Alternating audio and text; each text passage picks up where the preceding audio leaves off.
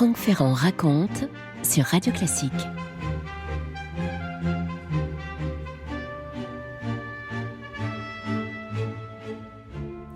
Quand on parle de l'histoire du théâtre, et c'est mon cas régulièrement sur cette antenne, on a tendance à évoquer les grandeurs, les triomphes, les réussites. Le théâtre est une famille où l'on ne se fâche jamais longtemps, écrivait le dramaturge Pierre Barillet. On y aime néanmoins les querelles. Et je trouve que les querelles de théâtre, c'est peut-être ce qu'il y a de plus amusant finalement. Et celle que je vous propose là est aussi spectaculaire que méconnue. Quand je dis spectaculaire, c'est au sens propre du terme, bien entendu. Louis Jouvet. Alors Louis Jouvet, c'est l'immense comédien, c'est le directeur de théâtre. Vous savez, j'ai eu la chance il y a quelques années d'occuper très modestement et avec beaucoup de gêne sa loge au Théâtre Antoine où tout est resté comme c'était du temps du maître. Et on ne peut évidemment qu'être pétri d'admiration devant son immense talent. Louis Jouvet a rencontré, vous allez voir dans quelles conditions et circonstances, Jacques Copeau. Jacques Copeau qui était un infatigable animateur de troupe, auteur lui-même, fondateur du théâtre du Vieux Colombier, bien entendu. Et l'un et l'autre vont se quereller. Ils ne vont pas échapper à ces querelles terribles qui sont fondatrices et qui, d'une certaine manière, écrivent l'histoire de notre théâtre. Querelles ou désillusions, je laisserai à chacun le choix d'en décider. Alors tout commence, comme toujours, par une forme d'amitié coup de foudre entre deux jeunes hommes mariés à deux Finlandaises qui se connaissent déjà bien elles-mêmes, donc ça aide évidemment, ça crée des liens. Les deux couples sont si proches que Jouvet demande à Copeau d'être le parrain de sa première fille. Et lorsqu'ils se rencontrent en juillet 1911, Jacques Copeau a 32 ans. Alors, Copeau, en quelques mots, il est né à Paris, rue du Faubourg-Saint-Denis, dans une famille de commerçants et de fabricants en mercerie, une famille qui dispose d'une usine dans les Ardennes, précisément à Raucourt. Il suit une scolarité tout à fait normale au lycée Condorcet. C'est un grand lecteur qui se passionne tout particulièrement pour le théâtre. Il se trouve qu'il rate son bac. Il faut dire qu'il a d'autres choses en tête que de repasser ses concours. À 17 ans, il tombe amoureuse de cette fameuse Danoise, Agnès Thomson, qui est plus âgée que lui de 7 ans. Et puis, il y a surtout la maîtresse absolue et exigeante, si je puis dire, le théâtre.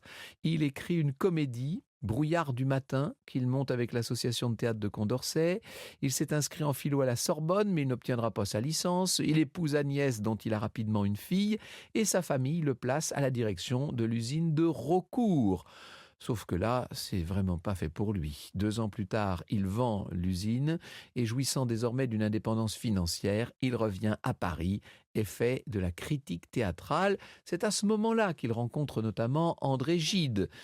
Et c'est cette amitié qu'il entretiendra toujours avec Gide. Alors, quel est son état d'esprit ? À force d'écrire sur le théâtre, d'assister à de nombreuses pièces, il regrette la facilité, la vulgarité, la médiocrité qui, selon lui, s'est emparée du théâtre de la Belle Époque. Il s'agit de rénover la scène, de relancer la création théâtrale, de prendre le contre-pied du théâtre commercial, du théâtre de boulevard, où les acteurs ont tendance à bien trop cabotiner à son goût. Il rêve, lui, d'un théâtre dépouillé qui mette le texte en valeur. Et c'est ce rêve qu'il poursuit lorsqu'il crée justement le théâtre du Vieux Colombier. Franck Ferrand sur Radio Classique.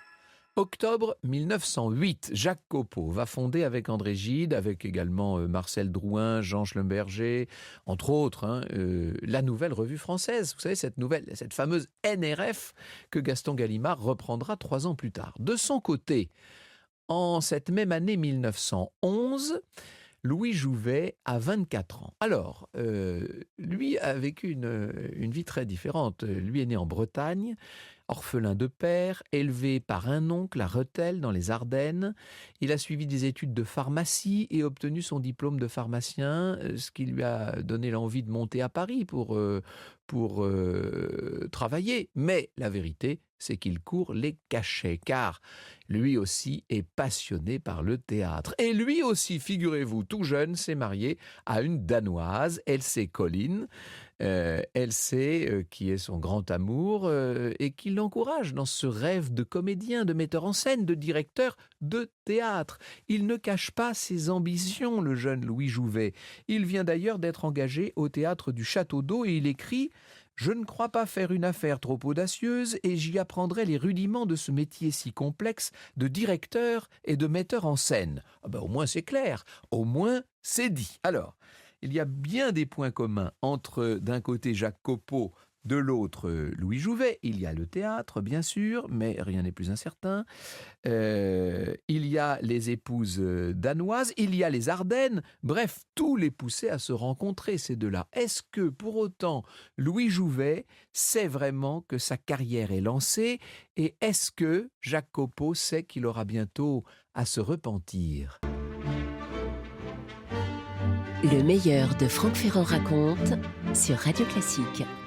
Jacques Copeau vient de créer le Vieux Colombier. Louis Jouvet rêve de faire du théâtre. Il s'entend très bien avec Copeau. Eh bien, Jacques va engager Louis comme régisseur. J'aurais besoin dans la circonstance de concours ardents, désintéressés, intelligents, lui écrit-il. Vous ne vous étonnerez pas d'être de ceux à qui j'ai pensé. Voilà donc le jeune Jouvet engagé. Il s'agit d'être un couteau suisse. Il faut savoir tout faire, là. S'occuper des décors, des costumes, des accessoires, du gardiennage du théâtre, du planning des répétitions, de l'ouverture des loges, enfin bref, la vie d'un théâtre, le quotidien d'une grande maison théâtrale. Jacques Copeau sacralise le théâtre du Vieux Colombier dans la foi et la dévotion à l'art dramatique, une œuvre commune selon lui, regroupant de jeunes talents comme Charles Dulin, Romain Bouquet, Suzanne Bing. Vous imaginez l'extraordinaire distribution, si je puis dire. Et d'emblée, à côté de son rôle de régisseur, Jouvet veut être distribué. Il sait pour autant rester dans l'ombre du patron.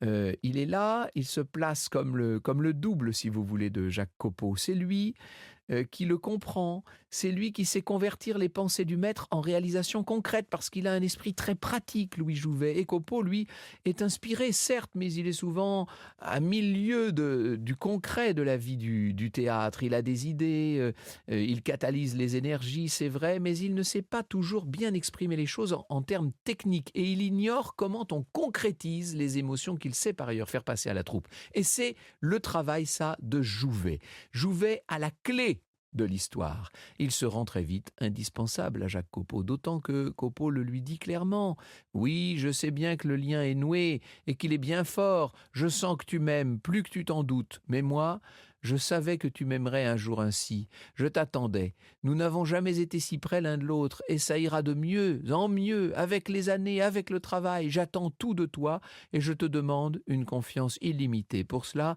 il ne suffit pas que tu m'aimes. Il faut que tu saches que je t'aime. » Eh bien voilà, les choses sont dites. C'est vraiment, si je puis dire, embrassons-nous Folleville. La première saison du Vieux Colombier s'ouvre en 1913 avec une pièce de Shakespeare, La Nuit des Rois.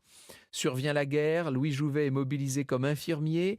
Alors, est-ce qu'il n'a pas, après tout, son diplôme de pharmacien? C'est normal qu'il soit infirmier pendant la Grande Guerre. Il lit Saint-François de Sales, il lit Saint-François d'Assise, il lit Molière, bien sûr, et Montaigne et Bossuet, Racine et Verlaine et Péguy, et il écrit « Je m'exerce à la confiance, à la gaieté, égalité d'humeur, bonté et autres vertus, et pour que j'y fasse des progrès ici, il faut que ce soit sérieux. » De son côté, Copeau croit en son destin. La tâche est devant nous, et elle est de repeupler la scène, d'y faire monter les grandes figures du monde moderne, une puissance renouvelée de persuasion dramatique et d'enseignement humain. Ah oui, il a un petit côté comme ça, un peu grandiloquent, Jacques Copeau. Jouvet est malade, il va être démobilisé et en octobre 17, la troupe effectue une première tournée aux États-Unis, au Garrick Theatre de New York, 18 personnes, 29 pièces, un emploi du temps des plus serrés, et Jouvet est à la fois le régisseur, celui qui organise tout, et celui qui joue, parce qu'il va jouer pas moins de 7 rôles, dont le Géronte des Fourberies de Scapin, avec une critique qui s'enthousiasme. Il y a même un critique qui écrit « New York a rarement pu voir une interprétation si neuve, si moderne d'un personnage ancien. Monsieur Jouvet nous montre l'âme d'un avare, avec une telle vérité que le personnage semble avoir été créé pour la saison 1917-1918. » Pour autant, disons-le, l'atmosphère n'est plus tout à fait ce qu'elle était à Paris, à la belle époque. Je dirais même qu'elle se dégrade de jour en jour. Les comédiens rivalisent de caprices. On subit les états d'âme des uns, les états d'âme des autres. Je ne suis plus à l'aise parmi eux, à vous-même, Jacques Copeau. Jouvet lui-même change. Et ce qui se dessine entre Copeau et Jouvet, c'est une véritable faille. Et c'est une faille qui ne va cesser de s'élargir. Le meilleur de Franck Ferrand raconte sur Radio Classique.